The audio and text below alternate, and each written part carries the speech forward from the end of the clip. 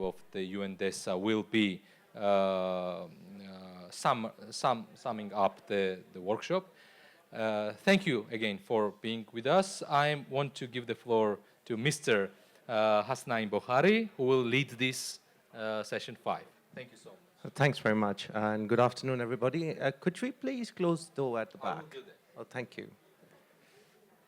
So the last session of our 2 days, and this is going to focus on designing resilient digital ecosystems for public services. So we have been talking about public services for a while now, but resilience has been the point that was sort of, missing, I'd say.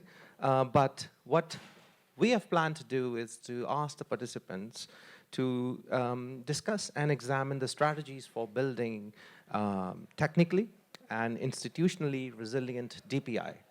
And the idea would be to ensure that the service continuity and adaptability in this rapidly evolving digital landscape, as you have been witnessing, to see how far does it include the design principles for inclusive platforms. And while I invite my dear participants, there will be also a QR code, and the questions that we like to ask in this, or the guiding questions, are that what makes a digital public service ecosystem resilient in practice? The second that we want to ask is how can government strengthen continuity, trust, and security in digital service delivery? And also one of the guiding questions is how can resilience be built into digital systems from the design stage onward? I think that's my favorite question, because that's what is required, I believe. And for our session today, we have two speakers. Mr. Rustam Begari from Kazakhstan. He's an AI expert, digital transformation architect, and MIT Sloan Fellow. So may I please request Mr. Rustam Begari to come? And while I invite also the second participant, here is the QR code that I invite you to scan and answer some questions that it has.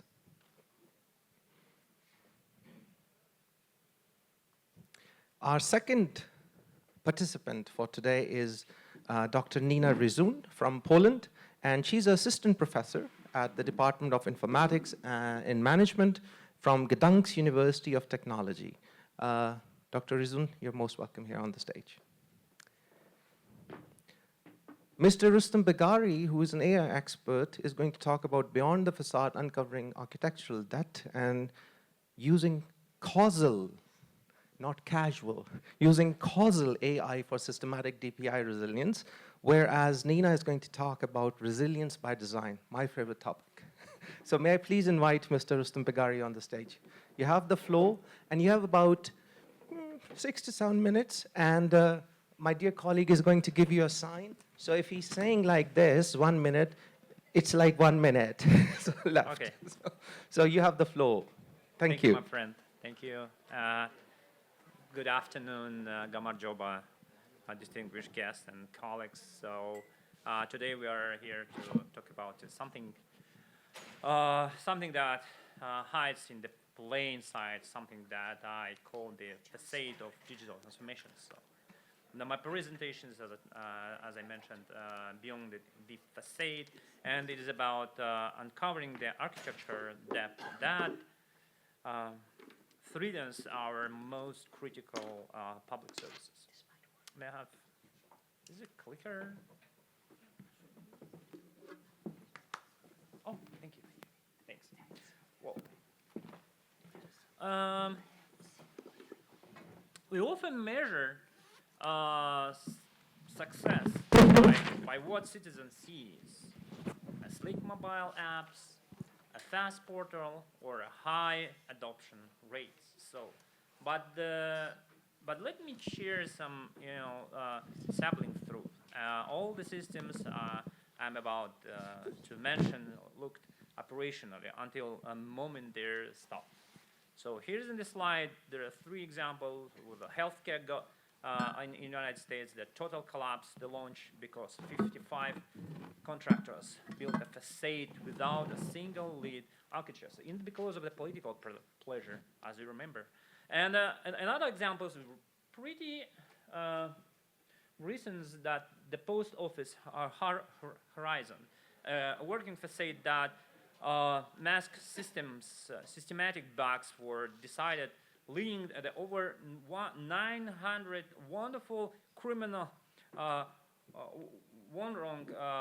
criminal conventions. Many of them left false accounting, and £1.5 million in the compensations. So in pretty recent, this is a system bugs because of the legacy system.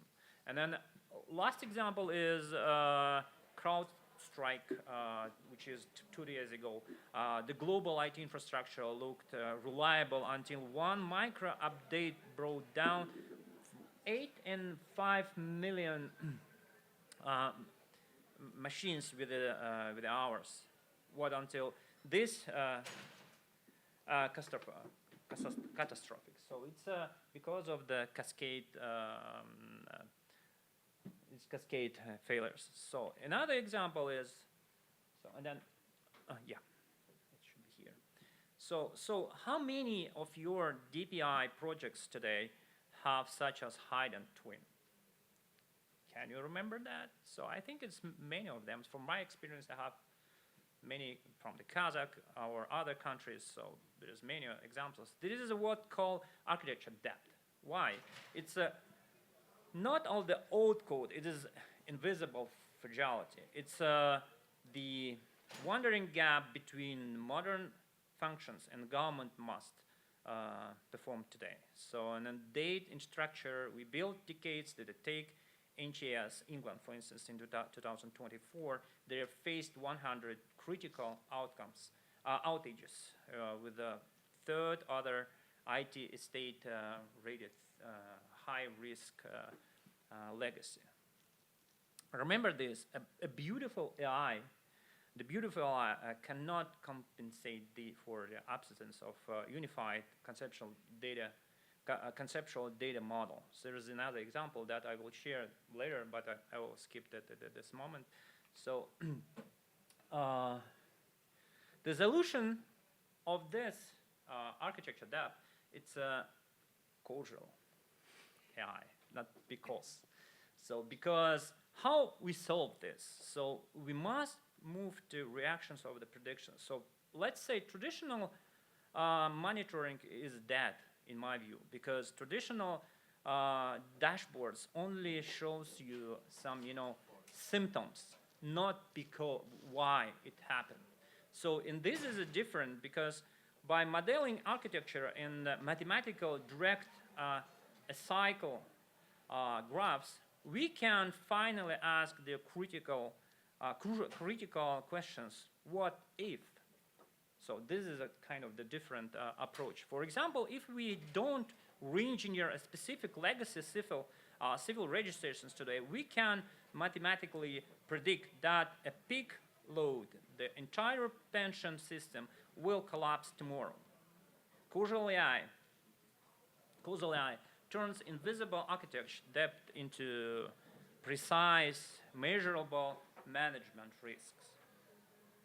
For instance, here you can see that the conceptual data model can help you to design really raw architecture and avoid some duplications attributes, so which is helpful. So call to actions. So what the path forward? DPI resilience equals architecture honestly, the first, because honestly acknowledge architecture depth, resilience is not achieved by buying new servers or hiring new UI designers. The second one, reject service level optimization. Stop optimizing bad processes. Start structural, some raw re-engineering processes, which is help, that will help you. So, and use causal AI, anticipate failure at foundations level before they happen. Only then we stop building beautiful facade and start creating digital government that can withstand any crisis. And yeah, we are trying to be very short. Thank you very much Thank for you. your attention. And then if you have any questions, I will be happy to discuss deeply about the structure. Absolutely. Thanks very much for being very brief and short. But just for the audience, once we are done with Nina's presentation and then the Q&A, we are also going to have 4 country presentations, which will be focused on UAE, Dominican Republic, Nigeria, and Solomon Island. So just so we are clear that the session not only ends with our 2 esteemed colleagues. Nina, you have the floor. And once we are done with also your presentation, then we are could we actually please display Dr. Nina Rizun's presentation? Yeah. This is Mario's Hernandez's presentation. Okay, maybe I could start for now. Good afternoon, everyone. It's really a big honor to be here already the second time in such a forum. And on the other hand, it's very difficult to have a talk at the end of the 2 days of controversial, effective discussions and building the new solutions and recommendations. But anyway, I would like to make a bit different focus to the topic of resilience, not maybe less technical, but more social science, because anyway, our technical social system is very complex. And when we tell about resilience in traditional way, we understand that the resilience is something what we treat as a capacity of whether the digital infrastructure, government, society to prevent, to cope with, and to recover from the crisis. And when we analyze our last year's crises like a pandemic or migration concept or climate change, we understand that government or public sector doesn't have such a direct control on such a phenomenon. On the other hand, what a government can do? It can listen, understand, and then predict the changing of the citizens' or stakeholders' needs, and to collect and analyze and use the society resources and knowledge, and then to provide targeted a very concrete response to specific needs and response to the crises very efficiently and collectively. And in this case, why we can't also treat resilience as a capacity of digital infrastructure or government to evolve together with changing society needs which they serve them. Yeah, and you don't have my presentation? The second one. I think so, yeah. Okay, when we tell about the last decade of digitalization, we know that government a lot invested to this process, and it was the accents on digital transformation, building infrastructure, designed based on all standards and stories of success, and building capacities, increasing the skills, also balanced the gender diversity and many other aspects. But this high level of digitalization also caused the next challenges. First, it's the citizens doesn't want to be treated as an average user, and they want to be treated as a personality, and their needs should be taken into account. They want to be involved in decision making, and in this case, we think still about the process of their involvement and how this knowledge can help us to be resistant and to be resilient, and still to have my presentation in the screen. Okay, and I already forgot the next slide. I'll be honest. My brain also not so resilient at the end of the day. Because resilience is possibility to continue the service even in crisis situations, yeah? Okay. This is resilience. Sorry, we apologize for the mix-up. One of the examples of digitalization, let's say, gaps, it's the having, for example, the all services already, many of services already digitalized. We analyze with our friends Mia, Vincenzo, and friends from Arpin and from CREMS. We analyzed the UN e-government survey from last 2 years, and did it in the lens of how we could categorize these services as a gender neutral which like without any specific gender needs, or gender relevant, for example, like elderly care or I don't know, some social care, or for example, women specific. Like a maternity care, yeah? And first we analyze it, and it's understandable the part of such a services is very small. On the other hand, what we identify that the pace, the speed of changes these services from not digitalized to fully digitalized is very hierarchically different. For example, the services which are related to administrative, okay, I'm still on the, okay, sorry. Maybe I will, okay, I will finish the previous one because it's, sorry. And what we analyze in this research, that the first, the speed of the changes in gender neutral or women-specific public services is very different. And for example, the services which are related to administrative staff, to administrative issues or revenue issues or business digitalization is very fully and very fast digitalized. But when we tell about the women-related, it's around 1% per year. In compare with gender neutral, it's around 10%.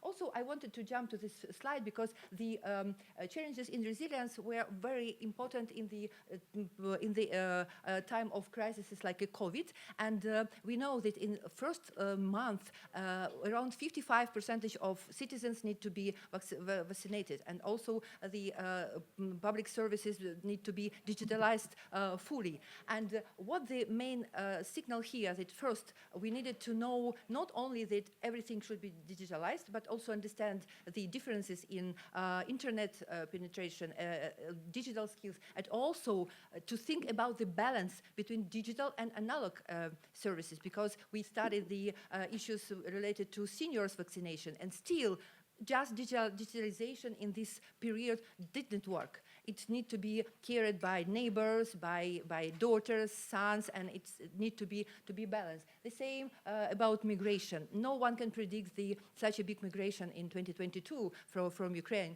and Belarus. And it also was the need to understand not only that they need to be accommodated, need to be adapted in the system, but also what the specific needs of these persons, why their needs specific approach to they have a mental trauma, they have a gender disbalance, because around 80% of migrants still are ladies or the women with children. And the climate change is also, we know a lot of examples where and we had it in previous session, how our digital services and AI can help with the control, with collecting data, with processing, with prediction, with visualization of the current picture. But still, when we remember our last experience with flood in Europe or Taiwan, we know that without this bottom-top approach, when people collected the data, signaled about the issues, help people to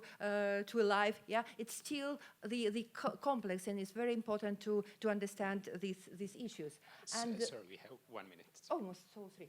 And in this case, it's absolutely understandable the principles which also dedicated in Digital Decade Policy Program 2030 are the people should be in the center, freedom of choice, safety and security, solidarity, inclusion, participation, and sustainability. And in my approach, which I wanted I try to conceptualize or reshape for this presentation, that we still, in resilient public sector infrastructure, we need to have a foundation as a technical one. It's legislation, and technical and social legal legislation, infrastructure, cybersecurity, digital skills, interoperability, but also focus on these EU values, and to provide such an aspect of adaptive capability. It means that to make co-creation as a listening people, understanding people, and institutionalization of this process by design, to make internal collaboration and cooperation within the companies, within the public sector. We have a lot of examples where people which need to work together and work in the same building met in our workshops first and I realized that the problems which they have within the public administration are common, but they never met together and never did it collectively. And inclusion by design. So, for example, this gender neutral, gender specific aspect is very important. Evidence-based decision making. If we collect data, if we process data and can then predict the needs which are changing, it's also the evidence-based, and AI can help it a lot. Yeah, I maybe skip the understanding. We only one message from here that the co-creation is not just collecting the feedback, yeah, or not only providing very often very formal consultation service, which is obligatory for all public sector of public administration. It's the long life cycle lesson learned, starting from co-commissioning, so it's understanding the agenda, the ownership, the roles, then co-design, so involving in the process of collection ideas, improvement, also sharing the information which make citizens made more aware and more informed decision then co-delivery, it's a lot, even the examples with flood or migration or COVID, it's co-delivery or crowdsourcing when people signal about the problems, about jam in the traffic or flood or I don't know, some trash, and it's co-delivery, and then co-evaluation when people can do the assessment of the results. And it's a system which is a cycle, and the next problem, it's even I skip the example of co-creation during the COVID, it's well known and we always need to can read it, just the categories shows us what aspects of this co-creation were realized.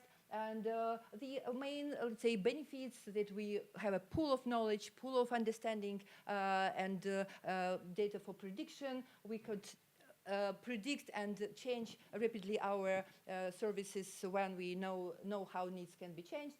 And also what is important, strengthen coordination across organizations and sectors and building more strong relationships with business, with another public sector organizations. And even skipping this AI enabled co-creation because it's understandable how we could use it for every stage. I want to stop on this slide, which still, we had this workshop last year, but still most of these questions are with question mark. And even we discussed with Hasnain that my presentation will finish maybe not with answers, but with questions from my side or our stakeholders side that first of all changes can be divided into social, technical, legal, and I don't remember the last one, organizational, sorry. And for example, in social one, yeah, it's how to recognize which citizens should be listened or which voices are important or not, or how to be sure that we listen to everyone, or how to take into account not popular opinions, yeah? Or how to make the participation and co-creation not just a symbolic or just a report, okay, let it be because everyone needs to do the consultation. Many examples show that some governments have a portal where people just submit the petitions, but then they don't know what to do with this. They don't have any regulation how to deal with these results, how to officially use it. People just waste the time, the data. How to build the understanding between internal understanding between technical persons and social persons in public administration, public sector, how to build the common vocabulary. Also co-creation, very often when we tell about it, people told, oh no, it's just more complicated life. Yeah, we know what to do. We just do it not without such a burden of tools, processing, then selecting, prioritization. It's also too much, lack of coordination, lack of analog AI hybrid, or analog digital hybrid approaches. I mentioned it as an example which were needed, and we still know that some vulnerable groups, some people without language skills, just seniors which like to talk, yeah, they still need to have an analog. And many of them again, we could share with this slide, and it's really a lot of things. And you see that social, even I try to minimize the size, still much longer than another one. Technical are much more solvable, yeah, than social, and the balance is very, very important. So my three takes away, let's say, that the resilience can be treated as an adaptability of infrastructure or public sector or the government, just as a one of the aspects of resilience. That inclusive public services can't be inclusive only because of presence or being digital. Yeah, we still need to understand how to include the specific needs. And last, not least, the co-creation is a really powerful instrument. But first of all, it should be systematic. It should be as a process and outcome. It should be sustainable. And first of all, it works if it's institutionalized in the level of government, in the regional levels. So, and it's not so easy. And the resistance to this process is very high. That is why even it's more questions, maybe someone and our audience can give some examples. So maybe that's all. I try to be as much as possible short as I can, personally. Yeah, thank you. Thank you very much. Thank you very much, Dr. Rizun. And our apologies for the mix-up with the slides. But there are lots of things that we can take away. And interestingly, what I found in your, Dr. Bagari, in your presentation was you talk about illusion and facade, which in itself is an illusion, but you call it illusion of a facade. That was a very interesting take from your side. I'll be curious to know if audience would like to say that. And in Nina, in your presentation, you were talking about adaptive public sector. I think that is something we are still probably working on. I don't know how far the adaptability is. While we gather some questions, I'll be interested to know if we have the answers to the questions as well of the QR code that our participants showed. And interestingly, we asked, what is the most important feature of resilient digital public service ecosystem? And 28% people said strong cybersecurity. And what are the main threats to resilience in digital public services? And cyber attack, again, is one of the topmost. And which measures or which measure should be built in digital system from design stage? Security. So you see this pattern that when we talk about resilience, the topmost is security. I have questions, but I think I have to open the floor for the audience because we have very less time and we would like to also give the floor to the country presentations as well. So questions. Okay, I have the mic. Yes. Yeah. Briefly Yeah, and brief my answers, brief questions. My question goes to Rostam. So your talk was really about the architecture of DPI.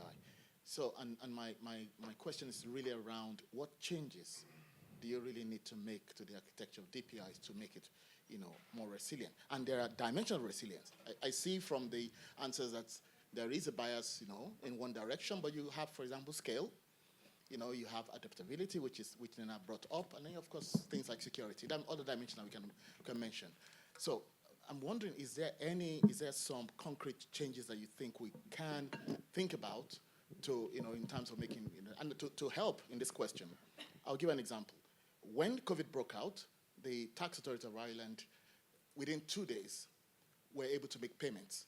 It was a completely new service that they had to do on the fly, and they did it. And of course, what they credited that effort to was the architecture that they had for their DPI. So I'm wondering, in a more general sense, what are the kinds of advice would you have in terms of how we can make DPIs more resilient, considering those different dimensions that I've spoken about? Yeah.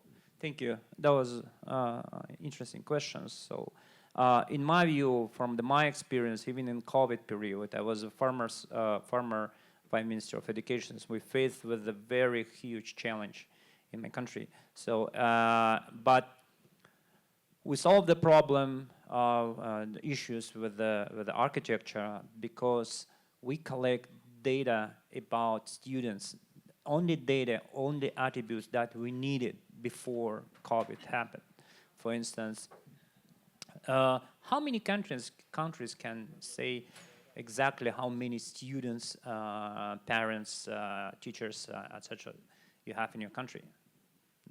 That's it's not clear questions. So, but in my country, it helps me as a chief digital officer to show the government how many exactly students I have, how many computers they have, what's the connectivity they have. This is about architecture. It's not about, definitely there is the problem with the infrastructure, so communications, so connectivity, data center, etc. But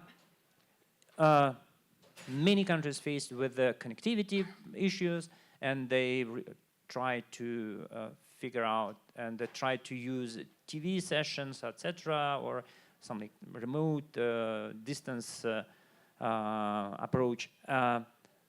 But again, when we build when I talk about the architecture, it means exactly raw data and the raw attributes that you needed. So I think, in my view, this is one of the important things, because after that, for instance, even today, it's more than 6 years, we have from the COVID, but still this data helps to improve education system in Kazakhstan now. And then there is other issues with the data sensors then, because, well, when you have a number, exactly number of students, exactly number of locations, and the exactly number and type of the devices that students use during the COVID period, you can be more flexible and more helpful to, it's more helpful, useful for you to send some direct educations books or other tools. Thank you. Any other questions from the audience? If not, then I've got a question for Nina. And it's about resilience as capacity. In your presentation, you talk about resilience as capacity. I think that's a very unique idea. I don't think that we are there yet, but to manage that and to help build that kind of a capacity, what would you say is required as 1, 2, 3, 4 ingredients, as it were, required for resilience as capacity? Okay, good question, because even when I prepared this presentation, I thought about it, and I don't know how new it is, but for me it was new concept relatively to resilience. And as I already told, and maybe again to refer to your example with COVID and capacity, it's the ability to learn, to listen, and to be very flexible, to be ready to make maybe not popular or not typical decisions in case of COVID. Again, you told it, we need to know, for example, how many seniors we have, how many, I don't know, people who are ill and can't come to the hospitals. But if we can't digitalize, and even in the a situation of quarantine, still how to vaccinate. We need to make a not popular decision to call maybe by regular telephone, to these older people, and to inform that some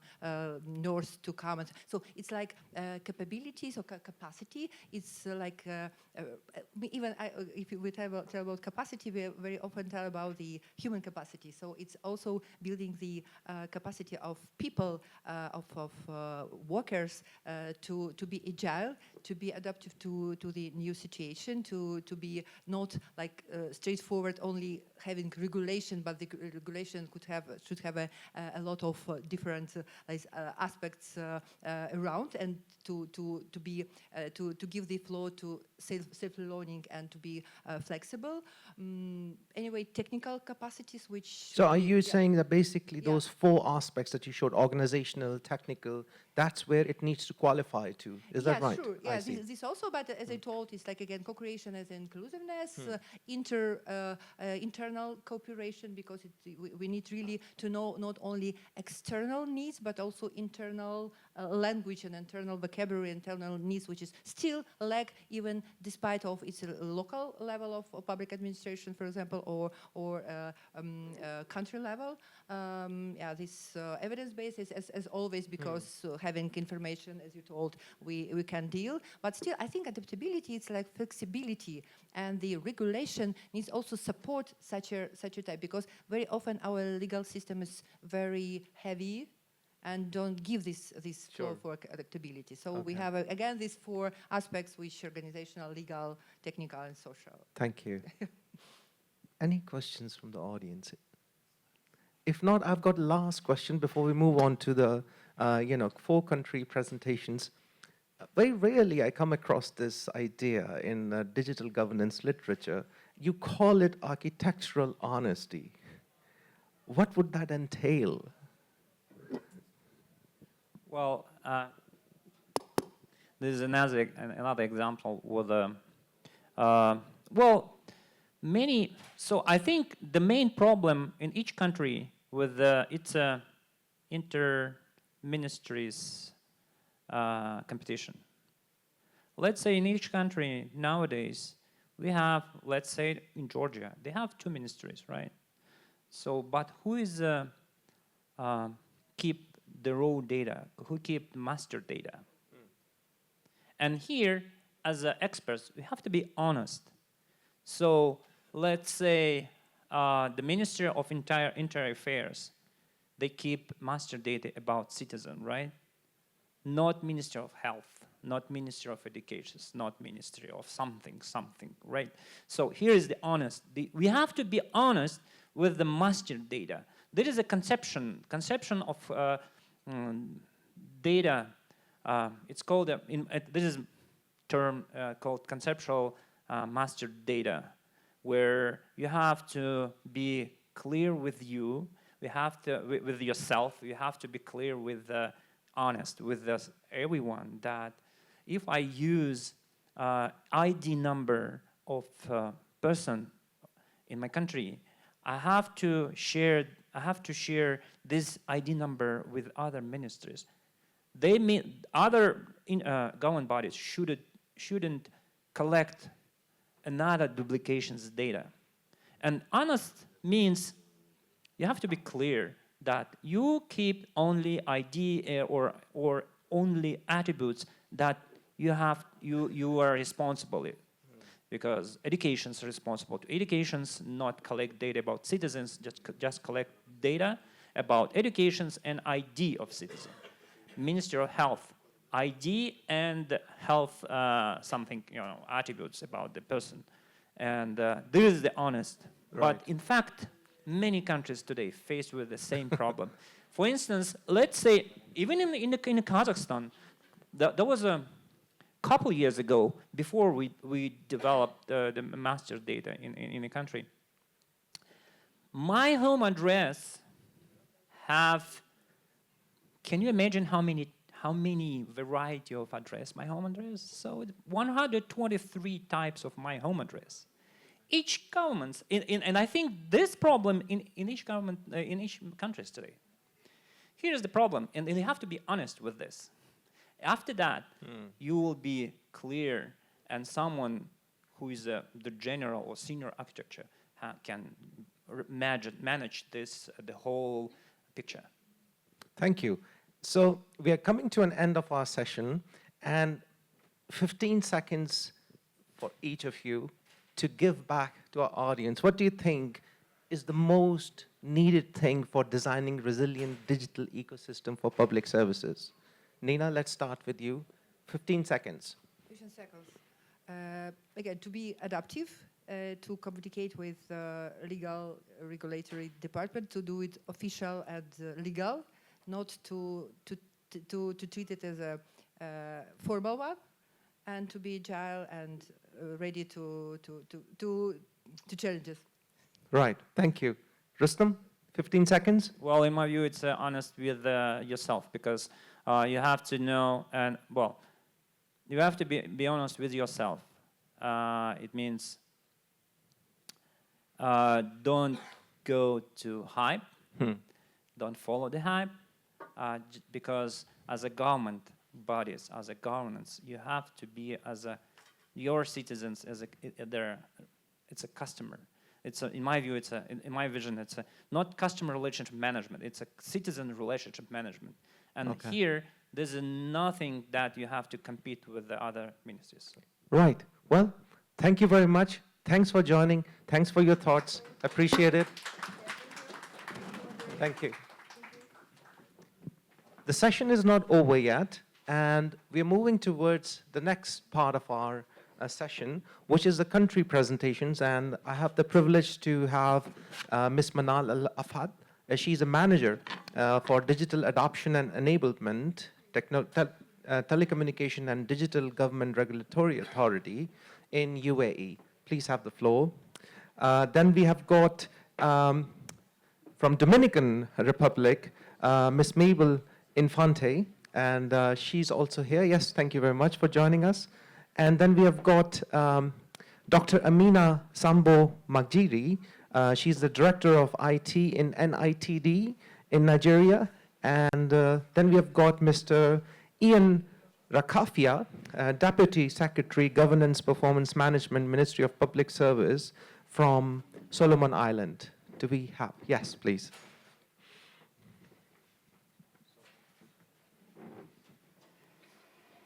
You can have a chair here.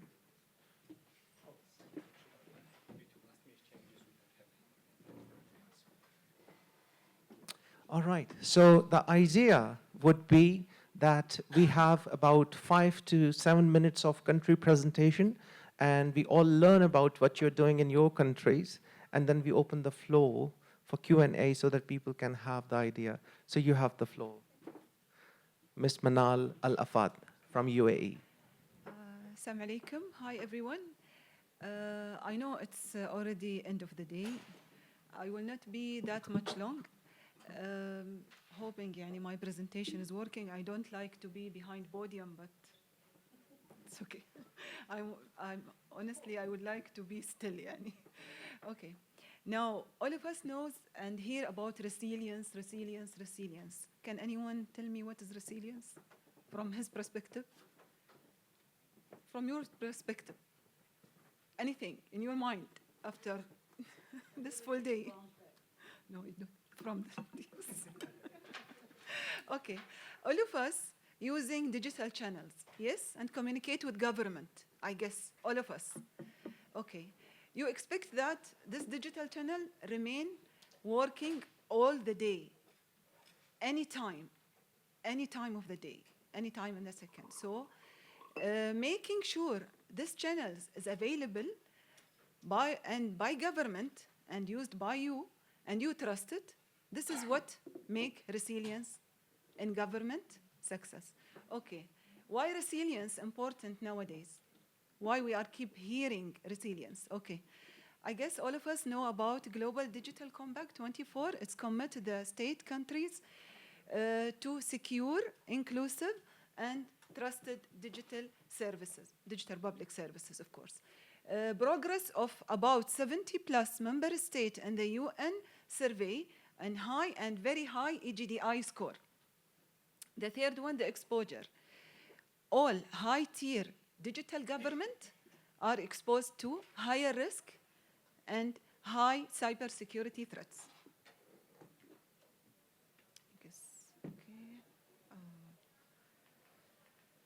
Okay, from UAE evidence and UAE story.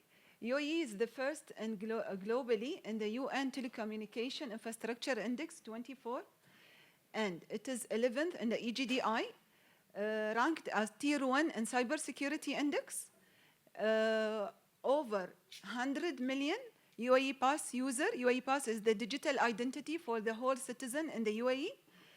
96% is the user satisfaction of the digital identity in the UAE. I took the 3 questions here for you in a nutshell. What makes digital public service ecosystem resilience in practice? This 4 properties in UAE, we are focused on shared foundation, institutional clarity, adaptive capacity, and trusted identity. This 4 is the main focus that all the ecosystem of the digital ecosystem of the UAE working on. Resilience in practice, 3 main layers, which is identity layer, which is UAE Pass. The service layer, which is U.AE, is the unified platform for the digital services and the AI agent. Exchange layer, which is the government interoperability platforms and secured shared data. Question 2, which is how do we strengthen continuity, trust, and security in the UAE?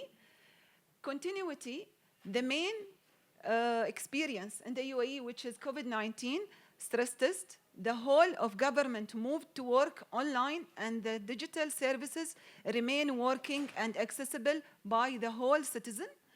Trust, we do have a federal personal data protection law. We do have transparent service standard published online, and the satisfaction was 96%. And from 2025 figures, we do have 1633 digitized services and 95% the adoption of the digital services in the UAE. Security, we dedicated National Cybersecurity Council and federal team who's working on the cybersecurity all over the UAE. This is the five pillars that we depend on. It is secure by design, government ecosystem integrated by design, inclusive by design, measured continuously, and human fallback. Do we close the service center? No, it is available. Do we reach elderly? Yes, there is a trucks reach elderly at home to complete their transaction digitally. So human fallback available for any sudden cases. I will skip it. 5 lessons to travel. I would like to share it with you. Start with identity and exchange data. Treat shared platform critical. All of government using a shared platform. No one create one from scratch. Pure resilience requirement and standard mandated among country.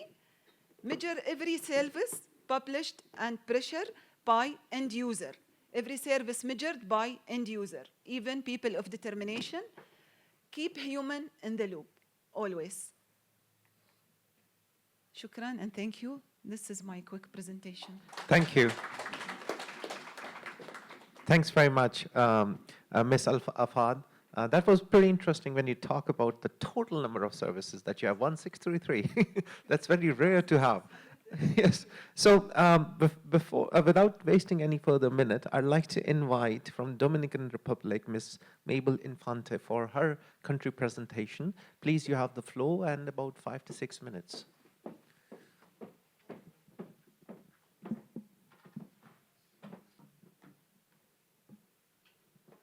Okay, good afternoon. So my name is Mabel Infante.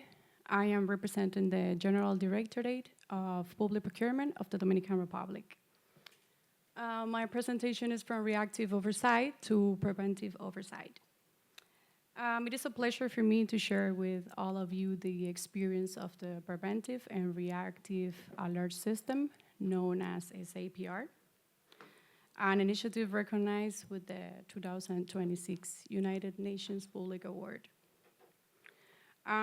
Today, I would like to talk about more than a technology solution.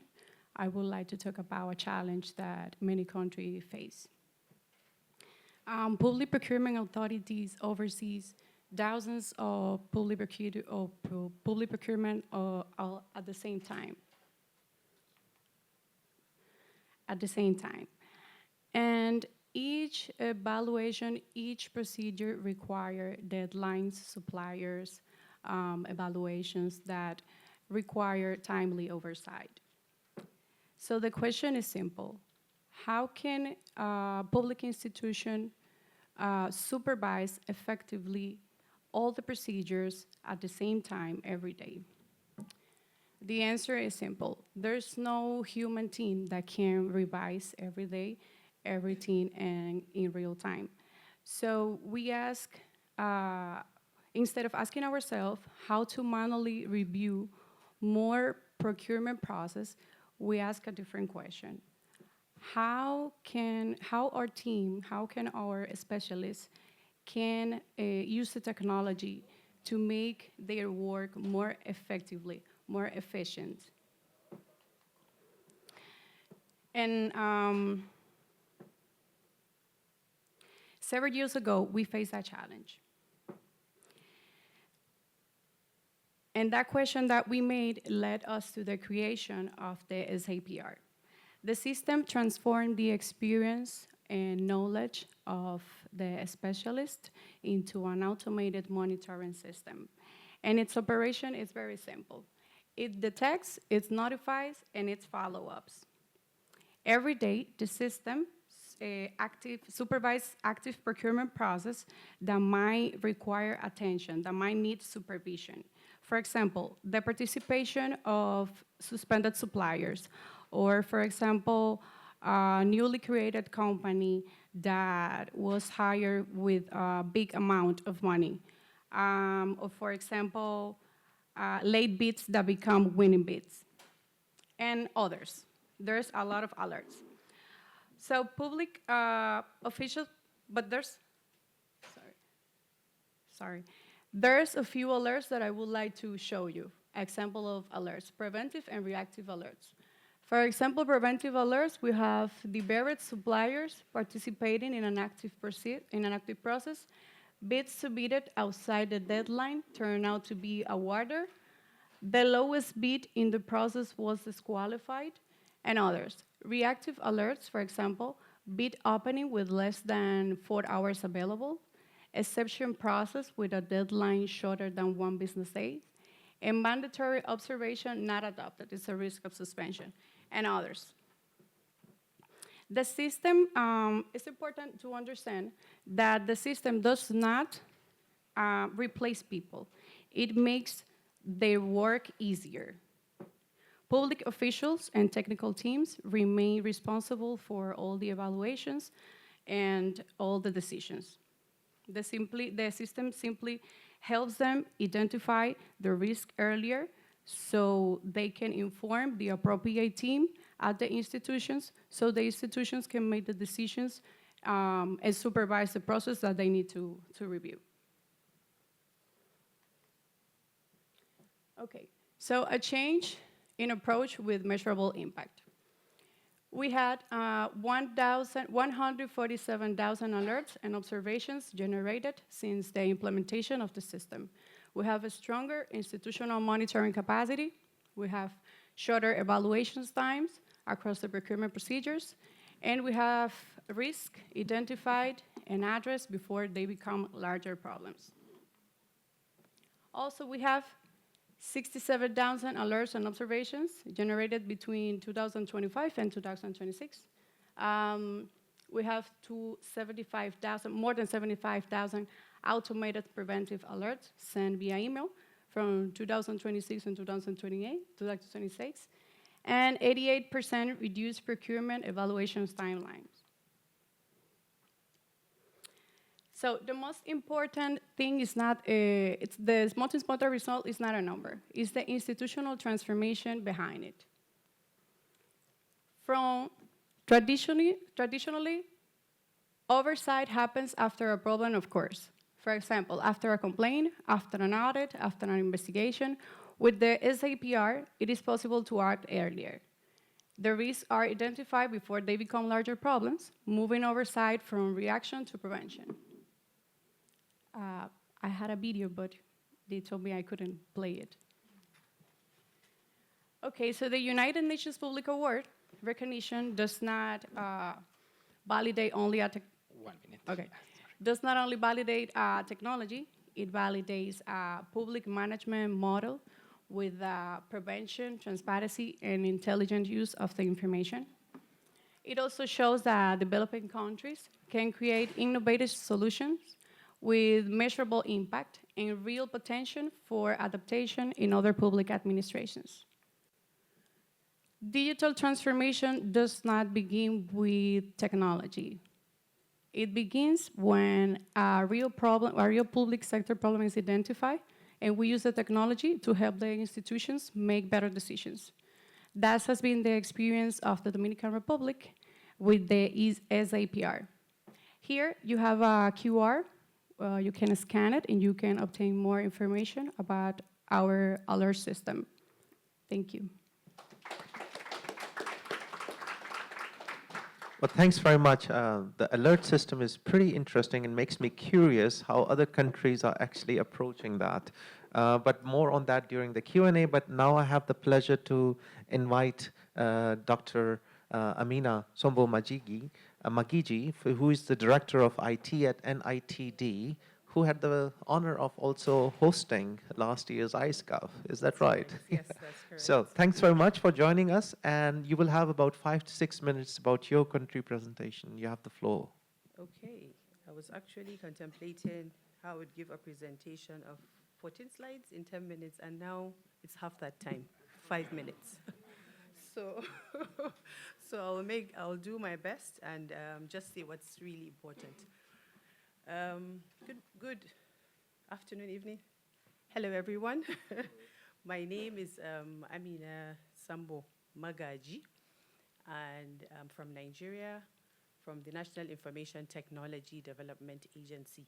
It's an agency under our Ministry of Information and Technology. Just some quick facts about Nigeria. We're a country of 230 million people, majority of that number young, striving, and entrepreneurial. We have over 500 languages that we speak. And of course, we have a thriving tech ecosystem. So in my engagements in these 2 weeks, by the way, it's my first time in Georgia, beautiful country. Thank you for inviting us, the UN Public Service organizers. Thank you for having us here. So in my interactions with some of the participants, I came to find out that a number of people within the participants are actually engaging in the tech ecosystem in Nigeria, in the policy, academia, and so much. So they identified the opportunities that we have already, and I hope you will too as we go on. So Nigeria as a country, was important to have that initial perspective to give you an idea of who we are, what we represent, and our diversity. So our digital transformation has been ongoing for a number of years, but around the COVID time, we now came up with a whole of country approach and developed a national digital economy strategy, policy and strategy in 2021, 2022. Of course, it has all the different components of a normal policy that we know, from skills to infrastructure to security and a host of others. And it was now, because we have several ministries doing different things, it was now allocated to the different ministries, and everybody now had projects, and the projects were now budgeted for, and people started to implement it in that way. So today I'm going to speak quickly about a topic like from projects to service, looking at how Nigeria transitioned from just having projects within the different MDAs and coming together to make it as a service. Okay, next slide. Okay, so I think I've already spoken about my agenda, so I'll move. So the problem that we identified in our digital transformation journey was around resilience, one of many other things. So resilience in public service, we refer to it as the ability of government digital systems and services to remain available, secure, reliable, and responsive despite disruptions and others. So our focus is on consistent service delivery. So we're treating resilience as a technical issue, but now we're looking at it more of a governance fix. And it's something that we had to look at as an architectured resilience from the beginning of how projects are conceptualized, implementation, all through the phases end to end. So I'll just be so quick before. So let me go back to the question. So what if resilience was built? We now changed the way we looked at our projects and decided, what if this resilience was built into governance from the first project document that we start to conceptualize? Because we realized that keeping resilience as an afterthought had its consequences, a lot of which I heard all the speakers speak about it. So I'll just quickly mention them. For example, wasted public investment. A lot of the funds that support my organization is taxpayers' money. And so that would be wasted. Service abandonment. You start something, many projects were implemented and underutilized. Stale content and broken trust. Nobody's taking ownership of these services. Documents and data were always stale. And then, of course, accumulating security debts as well. So how did we answer this? We picked an approach of a governance continuum. So what that means is a three-phase approach. We first validate before we build through a concept of an IT clearance that we came about. So whenever a project is conceptualized, NIDA being the governing body would now, and a host of others come together to look at this project to avoid duplicates, to avoid money wastage, and to really confirm that it's a service that is required within the country and it doesn't exist already. And then, of course, certify before you deploy. And then, of course, govern after you launch. So even after you launch a product or service, we continue to ensure that it's being governed. I can see some signals, right? So I'll quickly round up. So this is just explaining the different phases. So the different phases of making sure that happens. The service management, yes. So to ensure accountability, I think what I really want to speak about is around the testing. Sorry, okay. Around testing and the certification framework. So our testing and certification framework is where resilience is verified before a system ever reaches a citizen. So every government software system must undergo 4 types of independent testing. And only NIDA licensed testing organizations can conduct these tests. And once a system passes these 4 tests, it receives a certification to go on. And this register of certified product softwares is publicly accessible by everyone. So in the service management, deployment, is not the finish line. So even when the services are being deployed and it's been in use, we operate a digital service management framework to ensure ownership. Because a lot of times, some government organizations build it, or maybe a development partner supports them, or even NIDA supports them to build a product, and then they think it's a NIDA thing or any of that. So quickly, let me go through the slides again. So our governance continuum is a closed loop from project to service. So what really makes an ecosystem resilient is because it's not a single act. We look at it as a continuous thing. We do it from the beginning, during, and even after. And then secondly, how do we strengthen trust and continuity through the licensing firms and validation? And how do we build resilience from design? So we make compliance a prerequisite for project clearance, not a post-deployment audit. So these are some answers to our 4 key messages. Yeah, so digital resilience must span the full life cycle, not just one. And license compliance, again, assurance firms validate design. So from the beginning, when it's conceptualized and it's being designed, we need to make sure that you conform with all the necessary checks. Security, interoperability, and data protection are mandatory. And then finally, operational resilience requires institutional ownership. So yes, resilience is not a technical layer. It is a governance choice. Thank you so much. Thank you. Thanks for a very remarkable presentation. Of course, we are still indebted to your last year's, hospitality when we were in Abuja. And what fascinated me about was the certification system, and also you mentioned whole of country approach and not whole of government approach, which is what we get to hear. But we do discuss that during the Q&A.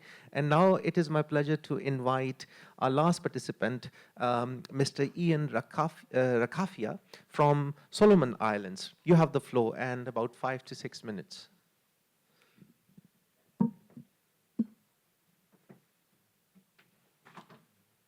There is a saying that says, you reserve the best for the last. The last for the best, or the best for the last. Thank you. I hope I'll present to you the best presentation. I'm from the Solomon Islands, and my name is Ian. I have 8 slides in my presentation, but it boils down to just 2 concepts: the idea of context and the idea of coordination. These are the 2 main ideas that I'll be presenting. So if you miss The whole 8 slides just focus on these two. So the first one is, how do you? So I'd like to talk about the Solomon Island context. Solomon Islands is located in the Pacific. And in the Pacific region, most of the Pacific islands are known as small island developing states. This includes Fiji, Papua New Guinea, Cook Islands, Vanuatu, Palau, Tonga, and the list. So they have challenges that are quite unique to this particular region, especially small island developing states. And these challenges are mostly on infrastructure, connectivity, and capacity constraints. These are the main challenges in the Solomon Islands. In the Solomon Islands, we have about 992 islands, and most of these islands are inhabited by different island groups, and some of these islands are, let's say, like the island I came from is called Tikopia, and it has a population of around 3,000 people in there. And the nearest island, the next island that is closer to Tikopia is called Anuta. It's 70 miles from Tikopia, and it has a population of about 300 people in there. So with that type of scatteredness, when it comes to connectivity, the government has to make a decision. Is it worth building a $1.5 million tower so that we ensure the people in Anuta, for example, with a population of 300 people, so that they can have access to the services? These are the kind of questions that we have and the kind of challenges that we have. As I speak to you now, I would say that 2 weeks ago, Anuta has now access to the internet because they have a tower in there. But that sort of challenge, really, government has to make a decision whether to build, to cater for that just 300 people in that particular island, or not. Is it worth? These are the kind of challenges that we face. So there are connectivity gaps, limited human capacity, climate change. Pacific Ocean is a good environment for development of cyclones and natural disasters. So these are the challenges. So because of these challenges, it requires some of the approaches and models that may be applicable in bigger countries may not be appropriate for our context. That is why I mentioned earlier that, first of all, we would like to understand the context in which we are operating in. So that's the context for the case of Solomon Islands. And now let me come, in terms of the e-government EGDI report from the UN survey in 2024, the Solomon Island was ranked 145, and it has an EGDI of 0.48. So we have online service index of 0.46, and we have very low telecommunication infrastructure index. As I mentioned, government has to make a decision. Should it build a 1.5 tower to cater for just 300 people in that island? And we have a HCI should be of 0.649. And we are in the middle EGI, so that's the context of Solomon Islands. So that's a context in which Solomon Islands is operating. That's a context. Now, let me come to the second point, which is, what did I say? Oh, right, thank you, coordination. So let me come to my second point, which is coordination.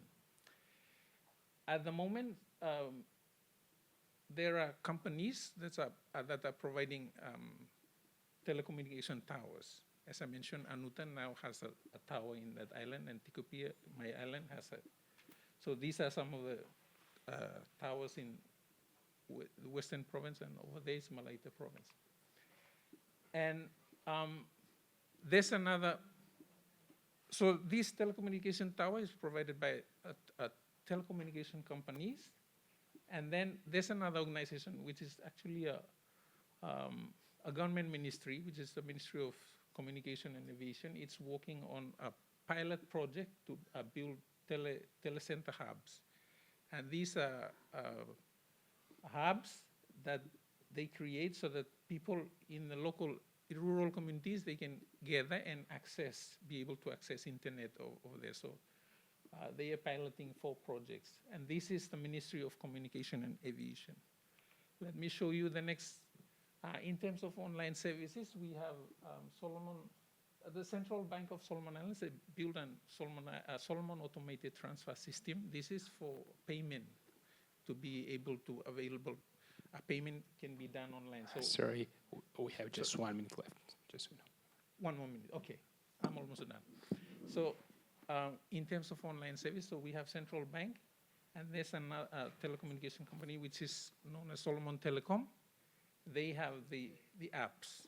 They develop these apps for payment systems. So these systems sort of avail to people so that people can make online payments. And then in terms of legislative framework, we have no Cybersecurity Act, we have Telecommunication Act, and a number of policies. So things are not that coordinated well in terms of legislative framework. And National Digital ID, we are still in the process of developing a National Digital ID, and that is the responsibility of Ministry of Home Affairs. So in summary, you can see that we are not that coordinated, I can say. Different organizations are responsible for different digital public infrastructure development. And that is the second point in which I say we need to coordinate ourselves so that once we identify our context, I think we have already identified our context from the UN reports. It shows that that's the context in which we are operating in. And then secondly, we need to coordinate so that we know who does what, who should be responsible for this and who should be responsible for that. And then we work together, co-design and co-create. Thank you very much. That's the end of my Thank you. presentation. Thank you, and thanks also for your very honest presentations. Please have a seat.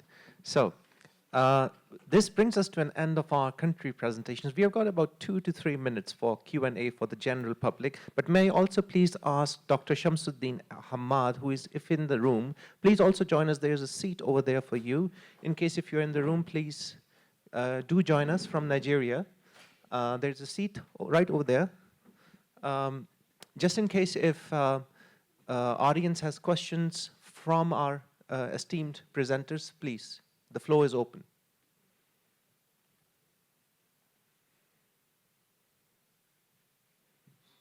If not, I'll just quickly ask, this alert system that you have in your country, how coordinated this alert system is between federal and regional ministries?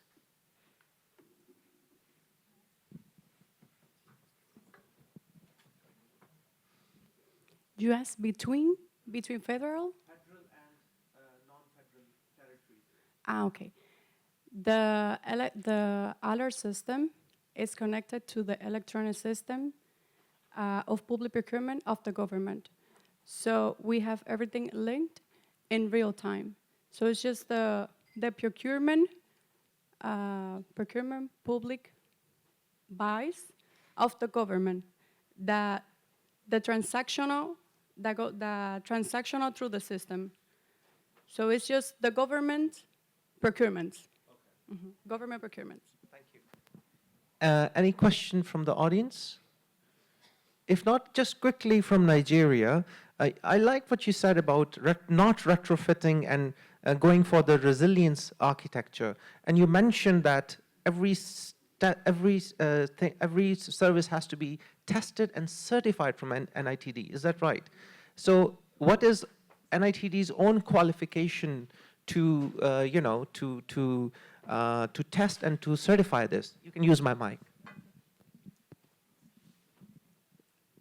You will answer all the difficult questions, okay? And if you want to add anything after I've made a contribution, then you can.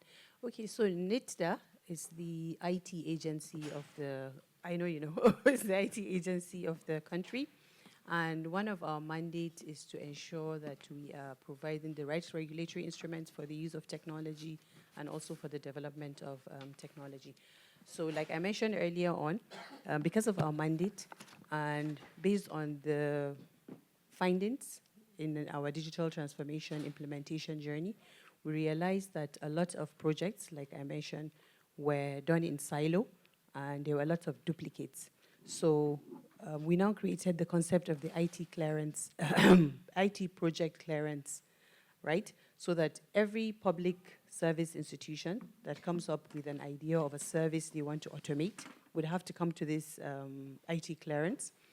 And what we do at that IT clearance is to look through the project from how it was conceptualized, what the objectives are. And because we have record and data of all other ones that have been coming, we're now able to see and map out relationships and things like that. So we kind of bring, sometimes identify that just the need for just institutions to do handshakes, for them to see how they can work together, right? Or how things can work independently, but also a bit more coordinated. So at the end of the day, if you pass certain criteria, you would be given either clearance or non-clearance, or maybe some changes to say, okay, make these changes so that it's different or specific to your own organizations. I hope that, yeah. Do you want to add anything? Thanks very much. Since we are running out of time and we have to give the floor to Mr. Aquaro and Deputy Minister, that's why I would like to thank every participant for your country input. It was very informative. Thanks very much. And also to the audience for being an active listener. And towards the end, once the last session is over, I would suggest that we have a group photo together later on. But first, we need to invite Mr. Aquaro and Deputy Minister for the closing. Thanks very much.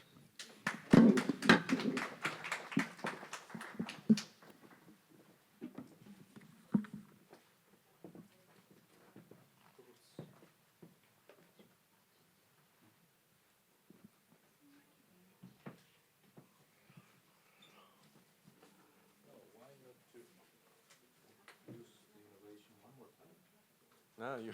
Okay.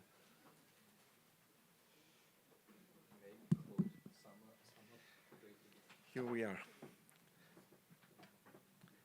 Excellencies, distinguished participant colleagues, friends, ladies and gentlemen. As we close this workshop, let me sincerely thank you for the rich discussions, practical insights, and the country experiences shared over the past 2 days. I was really impressed by this workshop. Together, we have looked beyond the technology to the governance choices, institutional arrangement, and values that must underpin digital transformation. We began by examining how digital public infrastructure can help us reimagine government and public service delivery. We were reminded that the DPI is not an IT project, but a way to build trusted, interoperable, and inclusive foundation for the state. We heard from Georgia and other countries how are developing shared digital rails, identity, payment, data exchange, registers, and trust services as the basis for a more coherent digital state spine that connect institutions around people's needs. Contribution from Mr. Pedro Tavares, Professor Li Zheng, and Dr. Hasnain Bokhari highlighted that data sovereignty remains incomplete if governments do not understand or oversee the algorithms making decisions about their citizenship. We then turned to the questions of trust through digital ID and data security. Estonia showed how a secure digital identity, e-signature, and trust services can serve as a governance mechanism for building confidence in digital public services. Country experience from Cambodia, including document verification, from the Latin American region and from Andorra illustrated how trusted, legally recognized digital identities, certificates, and the wallet can enable seamless cross-border and 360-degree service delivery while protecting privacy and strengthening digital sovereignty. Our discussion on interoperability underlined that the digital transformation requires connected systems, connected data, and above all, connected institutions. We benefited from expert input from Canada and Argentina, and from country cases including Armenia, Kazakhstan, Uzbekistan, Ecuador, and Somalia. A clear message was that interoperability is first and foremost a governance and institutional decision. Clear mandates, legal authority to share data, empowered coordinating bodies, and the right incentives are needed for platforms to deliver real, life event-based services. We also heard that the data governance must be institutionalized as a core public function, backed by reliable data sources, life cycle standards, and new data skills in the public sector.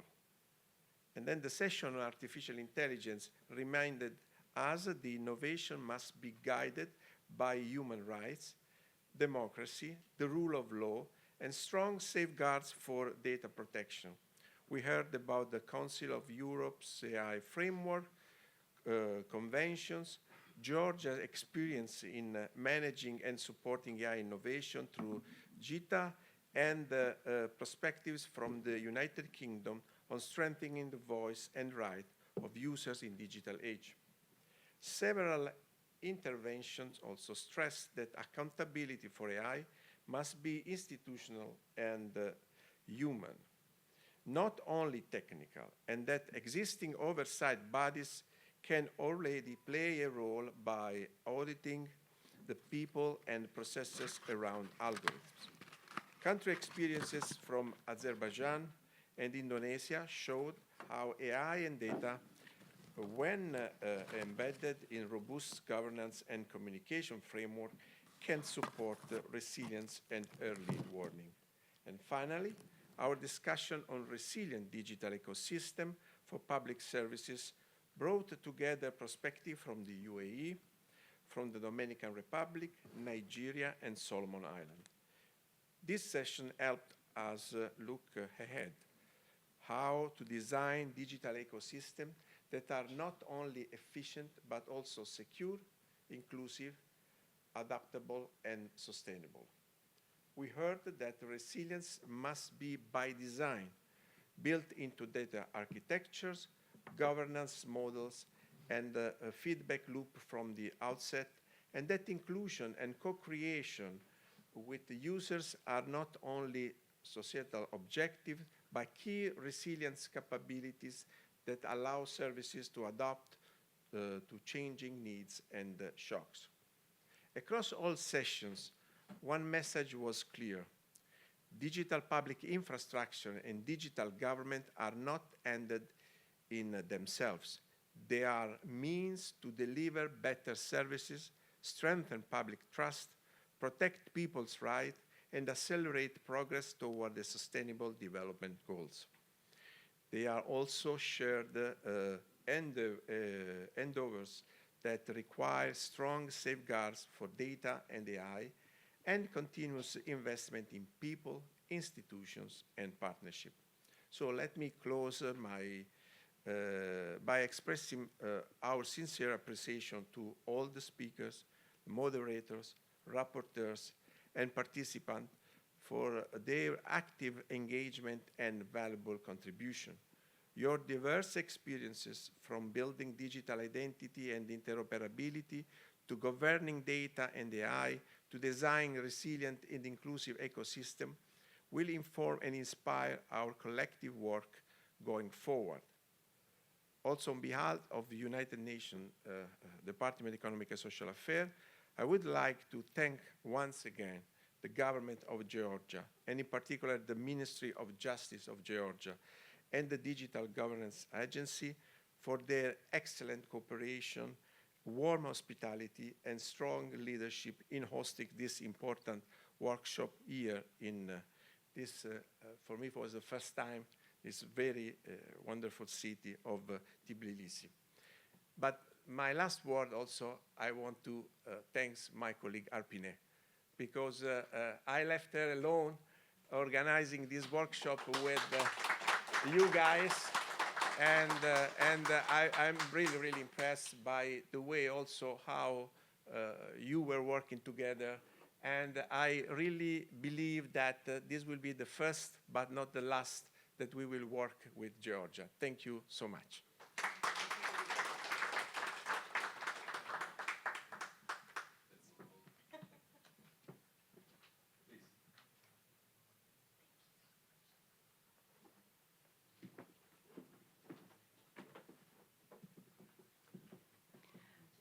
Dear participants, on behalf of the Ministry of Justice, I will also say and start with the thank you for your contributions, for your dedication to this very interesting and important workshop free. During these 2 days, I do hope that you just not only shared your experience and knowledge, also enjoyed the discussion and lively discussion, and also got new ideas and initiatives and created also networks and partnerships. My big applause and thanks also to the teamwork and Arpine, Dimitri, and colleague that your effort and your, of course, also dedication made it happen. And I really appreciate your, of course, professionalism, and I'm pretty sure that we will also continue the cooperation, collaboration, not only for these topics, also for the digital transformation as such, and with the support of the Ministry of Justice, and of course with the UN and with the respective institutions, we will of course intensify this cooperation and support. Now some takeaways from the workshop free, and I got also some paper, of course, prepared during these 2 days. Unfortunately, I could not attend this workshop in the whole length. The workshop was organized around the 5 thematical sessions, bringing together international experts, government officials, academia, and practitioners to discuss how digital public infrastructure, digital identity, interoperability, data governance, artificial intelligence, and resilient digital ecosystems can strengthen public service delivery. The key messages and main takeaways are the following. First, digital public infrastructure as the foundation of modern government. Digital transformation is no longer simply a technological initiative. It has become a core element of governance, public trust, and service delivery. Effective digital infrastructure provides the main building blocks, including digital identity, data exchange platforms, registries, payment systems, and trust services that enable government to deliver integrated, citizen-centered, and live event-based services. Countries increasingly recognize that digital government and DPI must be developed together as a coherent ecosystem rather than as separate initiatives. Second, trust through the digital identity, data governance, and security. Trust emerged as a central theme throughout the workshop. Secure and inclusive digital identity systems are critical enablers of digital services, allowing citizens and businesses to access services safely and efficiently. Strong legal, institutional, and technical safeguards, including privacy protection, cybersecurity, consent mechanism, accountability, and transparent governance must be embedded from the outset. Digital trust depends not only on technology, but also on citizens' confidence that their data is protected and used responsibly. Third, The interoperability as a governance challenge. Interoperability is fundamentally a governance and institutional issue rather than merely a technical one. Successful digital government establish clear legal mandates, institutional leadership, data governance frameworks and standards that enable secure information sharing across agencies. Integrated systems reduce administrative burdens, support the once-only principle, and allow government to organize services around citizens' needs rather than bureaucratic structures. Fourth, responsible and human-centered artificial intelligence. AI presents significant opportunities to improve public service, decision-making, transparency, and efficiency. However, AI deployment must be guided by human rights, accountability, transparency, fairness, and meaningful human oversight. Government should establish mechanisms for algorithmic accountability, strengthen AI literacy, ensure data sovereignty, and implement governance frameworks that balance innovation with the protection of citizens' rights. It should be noted that Georgia has been and is a contributor to both the development and promotion of the Council of Europe Framework Convention on Artificial Intelligence and Human Rights, Democracy, and the Rule of Law. We plan to ratify it and also call all countries to join this process. We are also involved in several UN initiatives related to artificial intelligence. Fifth, building resilient digital ecosystems. Resilience requires more than reliable technology. Governments need robust digital architectures, strong governance arrangements, cybersecurity safeguards, institutional ownership, and continuous improvement mechanisms. Shared digital foundations, interoperability, co-creation with citizens, inclusion by design, and proactive service management strengthen the ability of public institutions to withstand disruptions and maintain trust over time. Overall conclusion.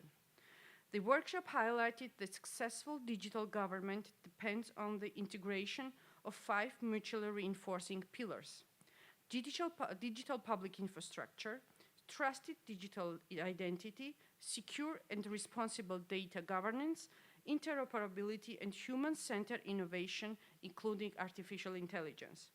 Countries that align technology investments with governance reforms, institutional capacity, inclusion, and trust-building measures are best positioned to deliver effective, resilient, and citizens-focused public service in the digital age. Thank you very much.